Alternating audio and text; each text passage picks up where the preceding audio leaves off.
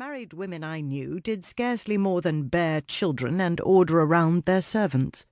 Their time consumed by mundane details, the most excitement for which they could hope was some social event at which they could meet one another and complain about said children and servants. I preferred my life at home. At least as a single woman, I had time to pursue my own interests, read voraciously, and travel when opportunity presented. Did I marry Philip then because of his keen sense of adventure? Did I long to travel to darkest Africa with him? Hardly.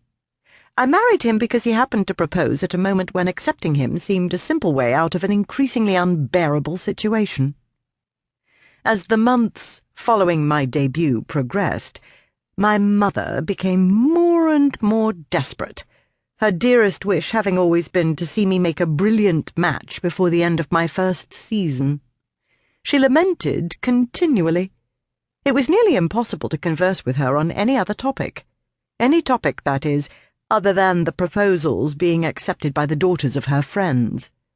She began to point out the slightest wrinkles and imperfections on my face, bemoaning what she considered to be the beginning of the end of my wasted beauty. She cut my allowance, telling me I must learn to live on a pittance if I were determined to be a spinster. The final affront came one morning when she entered my room with a dressmaker's tape.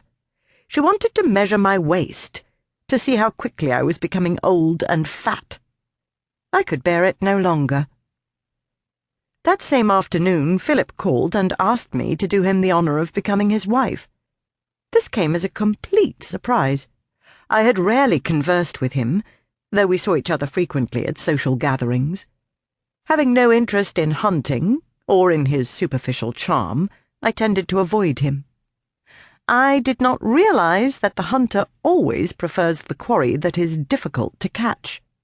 He claimed to love me endlessly, and said all the pretty words we expect to hear on such an occasion. They meant nothing to me. Living with him could not be worse than continued subjection to my mother's ranting. I accepted his proposal immediately. The wedding took place as soon as my trousseau could be assembled. 6 months later I found myself a widow. I had known my husband barely long enough for his name to stop sounding foreign on my lips. When I read the telegram, a feeling of relief and freedom swept through my body, causing me to tremble. The butler reached toward me, assuming I would faint. I never faint. Fainting is a result of affectation or too tight stays. I will succumb to neither. I felt no grief for the loss of Philip. I hardly knew him. As the astute reader will already have guessed, the hunter rarely has much interest in his quarry once it is caught, except as a trophy. After a brief wedding trip, my new husband returned to Africa, where he spent the months prior to his death hunting with his friends. We exchanged civil, impersonal letters. Then the prescribed period of mourning began.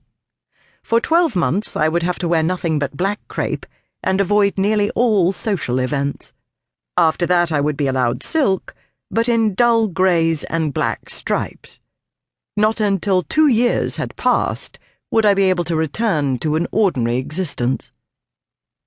Philip settled irrevocably upon me a large fortune, and, much to my surprise, I now had at my disposal not only the London townhouse, but also my husband's country manor, a place I had yet to see.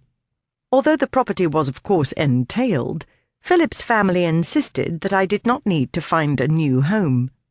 Because we had no children, Philip's heir was his sister's son. The boy, called Alexander, was 3 years old and quite comfortably ensconced in his parents' house. He did not yet need to relocate to the family seat. For more than a year I stayed in London, left for dead as all good widows are. Relief came unexpectedly in the form of my husband's friend, Colin Hargreaves. I spent my afternoons in Philip's walnut-panelled library, loving the feeling of being surrounded by books. Like the rest of the house, it was elegantly decorated, with a spectacular curved ceiling and the